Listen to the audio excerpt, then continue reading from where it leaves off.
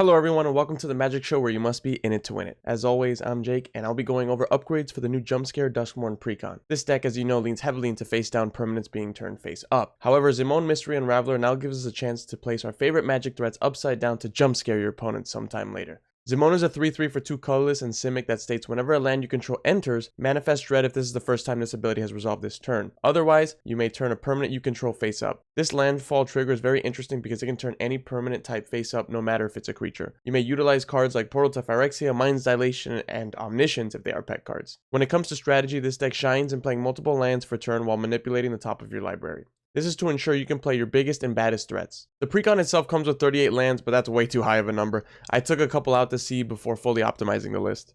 As always, we have Ramp, Soul Ring, Arcane Signet, the only 2 mana rocks you have in the deck because you mainly want to use multiple spells and creatures that get you that second land for turn. For example, we have Nature's Lore, Open the Way, 3 visits, along with Harrow, Growth Spiral, Eureka Moment, Planner Genesis, Sakura Tribe Elder, Exploration, and probably the 2 best cards of the deck where we have threats around every corner, Trail of Mystery. Now these 2 enchantments are really good because they get you that second land whenever you flip that face down creature onto the battlefield. Some library manipulation we have is Preordain, Brainstorm, and Brain Surge. Preordain helps manipulate the top while Brainstorm and Brain Surge let you put something from your hand on top. We also have Joint Exploration, which can also be used as ramp, and Noxious Revival if you have something scary in the graveyard you want to put back onto the field. Some card advantage, these are 2 fantastic reprints for this Precon, and that's AC Tyrant of Gyre Strait and Tatiova Benthic Druid, which will let you draw whenever you play lands. Next we have Oblivious Bookworm, which will let you draw as long as you're putting face down creatures every turn, and they came from the pipes, which draws whenever a face down creature or permanent enters the battlefield.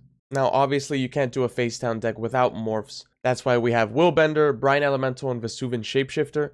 Willbender is a great deflecting SWAT. Brine Elemental is basically a pseudo extra turn because it doesn't let your opponents play the game. Vesuvian Shapeshifter can turn into any creature when it enters or when it's turned face up. Inox Survivalist can be removal, Den Protector lets you recur something, and Deathmist Raptor can be the best blocker you've ever had in your life. Some big and scary cards we have to flip over is Nezahal Primal Tide, Coma Cosmos Serpent, and Hullbreaker Horror. Nezahal is a big dinosaur that lets you draw whenever somebody casts a non-creature spell.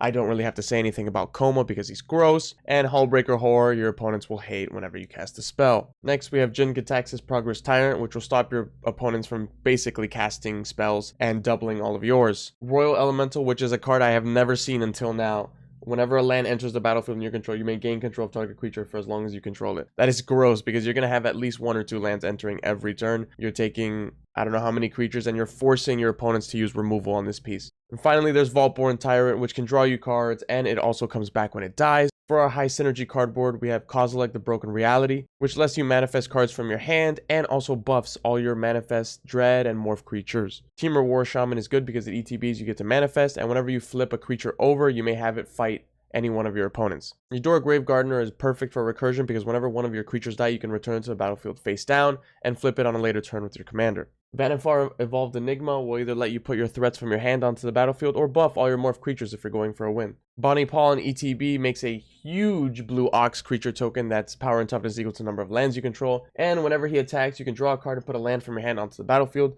to really help you get that second land. Scroll of Fate lets you manifest a card from your hands just in case you end up drawing one of your big threats. Ancient Greed Warden is going to double up every landfall trigger. So basically when you play 1 land, it's going to trigger your commander twice. So all you need to do is play that 1 land to get the trigger, the manifest trigger, and the flip trigger. Ashaya Soul of the Wild is going to consider your creatures to be forests. So you can play a land for turn, play a creature, and that's going to trigger your commander twice. And also Rampaging Balops, whenever you play a land, you get a 4/4 creature. This is going to be a fantastic token generator to go wide and finish your opponents off. Well everyone, I hope you enjoyed this video. As always, the link to the Moxfield list is down below, but please keep in mind this is the first rough draft of the deck. My deck lists constantly change and evolve after playing games and learning about good addition from you guys in the comments. With that said, I want to thank you all for watching, and I'll see you guys in the next video.